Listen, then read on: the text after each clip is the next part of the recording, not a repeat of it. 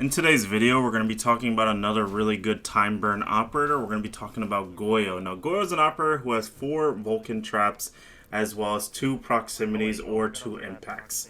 Now, right now in the current meta of Siege, most of the time you're probably not going to have like a super dedicated strat when you're playing Goyo. So the way that I'd recommend playing him is by putting his utility in places where they are almost always going to have value, which means like putting them next to barricades, next to doorways, onto doorways, onto barricades, and then use him kind of similar to like a castle, except instead of people being able to like punch through the castle and then being able to swing you, the idea is that the Goyles would essentially have like force the enemy team to slow down, or else they're going to get punished.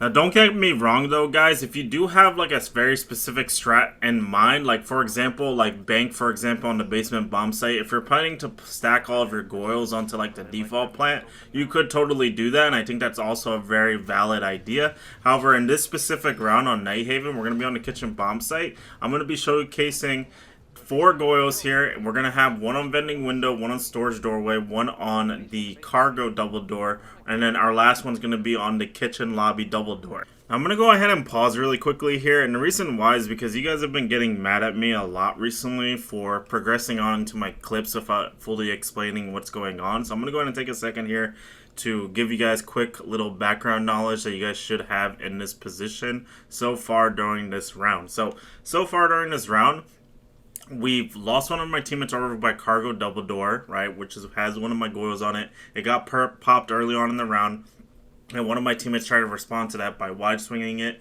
which was my Doc. He ended up dying, right? So we know at least one guy is going to be coming from the cargo side in this position. Now, as I rotated back to site, because I chose, okay, so I have like a 50-50 right there. I can either take that gunfight with that cargo guy, but in my opinion, I believe that after somebody takes one gunfight, typically they're going to be looking for another kill. So I decided against it. That's why I'm rotating back to site in this position. And as I rotate back to site, I reinforce off the rotate hole, and then my Rooney dies on the exo stairs. And while my Rooney dies on the exo stairs, there's actually going to be one of my other Goyles go off for storage here. Now, to make this really simple to understand, since it's a 3v5 position at this point, I need to now get aggressive, so I'm going to wait on exo stairs here for this guy that just killed my Maverick, or that just killed my Rooney to walk up. It's going to be a Maverick. I'm going to go ahead and swing him aggressively once he hits the barbed wire to get a free kill. Now, like I said earlier during the round, guys, there's going to be 2 guys over by the vending side in this position, vending game storage side in this position, so we're going to go ahead and have to just play here with our team. Now, luckily, this is one of those positions here, since we did use the Goyles to go ahead and burn a little bit of time. We're not getting immediately swung in this position, so we can actually play cross-angle position here with our teammates. So we have one of my other teammates is in back storage here. He's going to go ahead and swing aggressively once this Dokkaebi pushes up, which actually opens up a play for me to wide swing as he starts shooting, because the Dokkaebi is going to have to try to either like flick over to kill him, or he's going to have to basically commit to the swing onto me and die to the Melusi, basically. So if we swing at the same time, there's not really like a good way for that Dokkaebi to win in that position, so we're going to go ahead and collect that free kill right there. Now, the last guy in this position, like I said, we know that there's at least one more guy over by the storage side in this position. Remember, Dokkaebi is the one who killed our Doc in this position, so there's one more guy over by the storage side here. I told my teammates to go ahead and get onto my vending camera here, because I have 2 dead teammates here.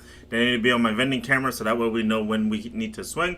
Since my teammates keep getting on and off this camera, I'm like, you know what, screw this. I'm going to go ahead and play a different angle here. I'm going to go down into EXO here. I'm going to peek up through the hatch, and I'm going to hold the double door like this. And I think this is a nice little off angle that this guy wouldn't really be able to expect very easily. So I go ahead and get myself another easy kill right there to secure the round. But right here, the main important thing that I wanted to highlight from this clip in particular is that I kind of used my Goyles kind of like castle in a weird way. However, the thing that's different about Goyo barricades and castles is that with Goyo barricades, you are forcing the enemy team to burn at least 15 seconds before they can actually push up, you know what I mean? So that's where I think it's a little bit better than Castle, because with Castle, you're going to basically have to you have the play of like where you could play like someone like Sledge or Ash, and you could just Ash rush in, Sledge rush in, and it's gonna be all bad news bears. Now, the other one thing that I wanted to quickly bring up is actually one of the little things from last round. Now, technically, I could have stayed on the vending staircase right there and then still had that, like, cross-swing position with my teammate for the rotate hole. But the thing I want you guys to understand is even though I took that off angle through the hatch, technically that was still a cross-angle position right there, because when the Dokkaebi swings me, basically what ends up happening is my Melusi can swing off of me shooting or taking the gunfight in that position. So basically I become the person who initiates the gunfight instead of my Melusi being the one who initiates the gunfight. Does that make sense? We basically switched initiatives. Now this next up is going to actually be from earlier on this season. It's actually going to be from the first day of ranked, or actually maybe the second day of ranked. I'm actually not 100% sure, but long story short, we're playing Goyo again here. We're on bank, we're on open area bomb site. This is going to be with my 5-stack here that I had for the beginning of the season here. The basic understanding I want you guys to have that I'm using with Goyo here is that I have 3 of my Goyos over by the Teller's Archive side, and I have one of my last Goyos on the bottom square castle double door. Now the reason why we do this, guys, is because we want to make it basically borderline impossible for an enemy team to plant an open area.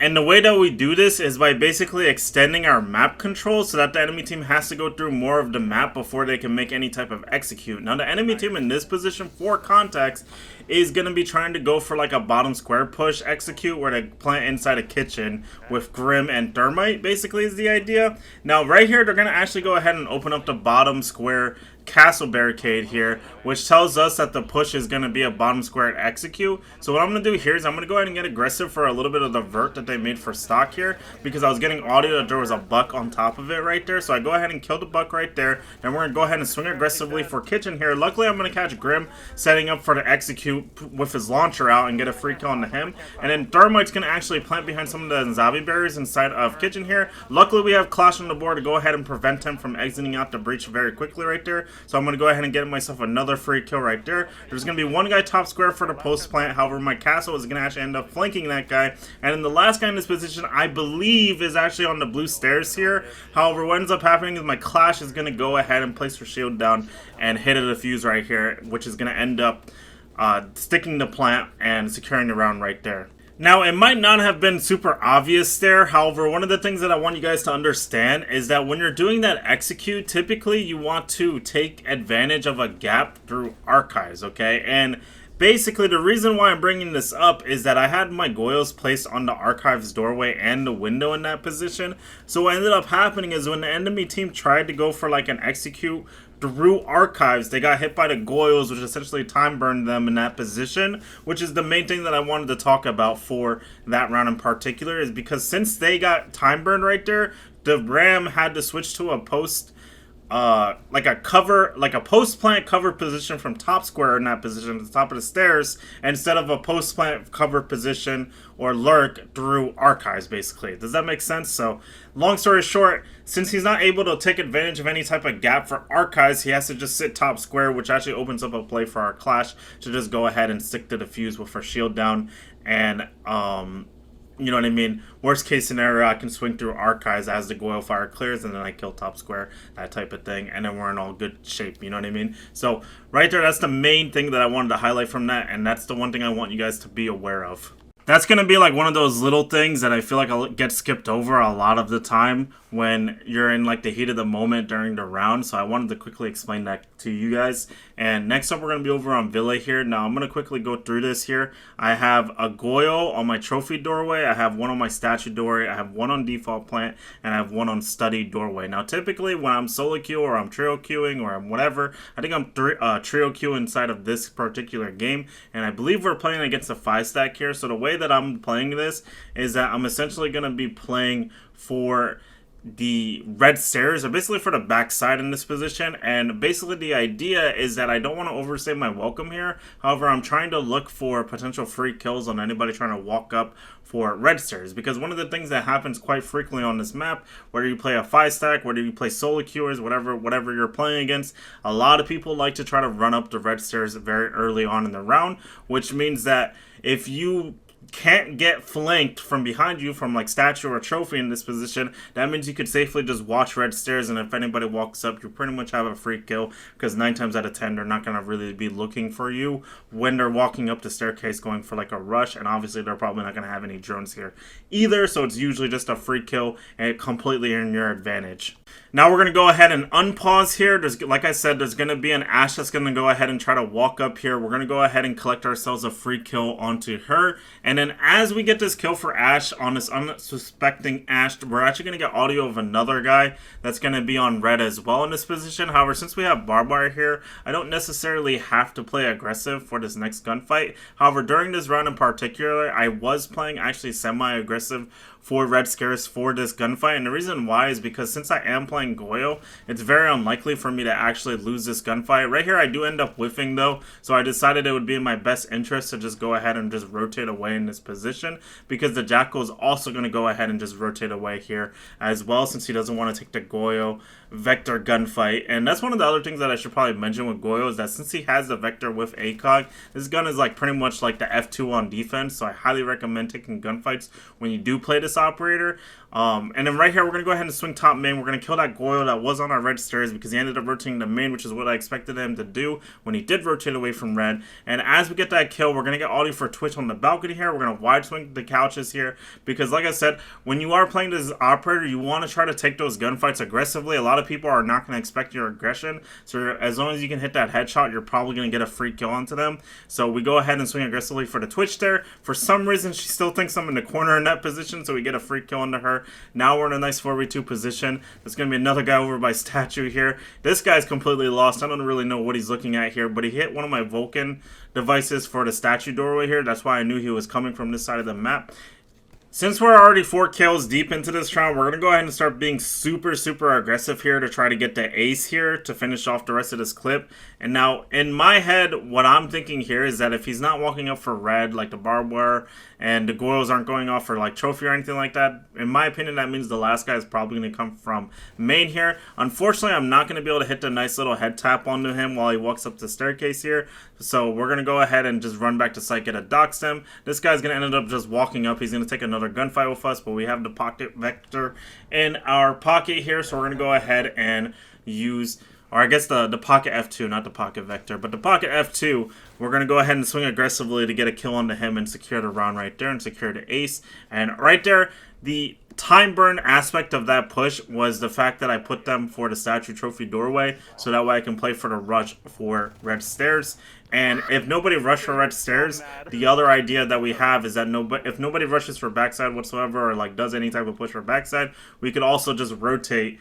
The Vulcans basically cover the backside push for us in that position. So even if someone does go ahead and pop those early on, I could always just rotate back into sight, or I can contest them over by the red stairs. There's a lot of different options. I would probably rotate back into sight personally and just play the time lost for the enemy team in that position. But you could also just play aggressively from that position as well, once you do get the notification of the enemy team pushing the backside there. Now this next round is a little bit more complicated. This is actually going to be a game where we're playing a top 100 stack. Now these guys are a little bit scummy. These guys are the type where they cancel if they're playing against like an actual 5 stack. Unfortunately, in this clip, I'm actually playing with viewers. We actually do end up losing this game 4-5 match point, which is kind of unfortunate, but the idea here for this overtime round right here is that I actually ended up wallbanging a guy outside of the pantry wall early on during this game, and then there's going to be another 4 guys on the vertical in this position. Now, in general, for this bomb site, you don't really want to allow them to get vertical. However, I opted to play inside a site because one of the previous rounds that actually led to this overtime, we actually ended up letting the enemy team just walk into site.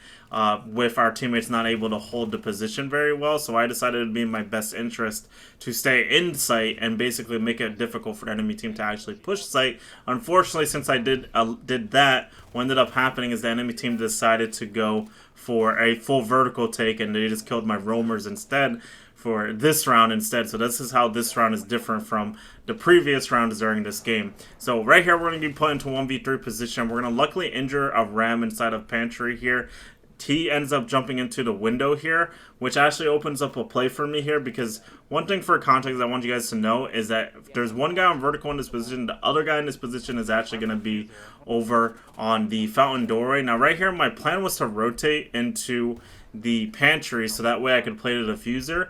And long story short, what ends up happening here is I'm going to pop one of my Goyles to time burn fountain out. We're going to get a kill on Twitch, who jumps into my sight window. And then the last guy in this position is actually going to rotate to my 90 here. This was actually a big blunder by me to rotate into him, but luckily for me, he ends up actually just running into an Arena Gate to try to kill me, and he ends up dying to the Arena Gate, so we ended up time burning him out with the Goyle right there to secure the round.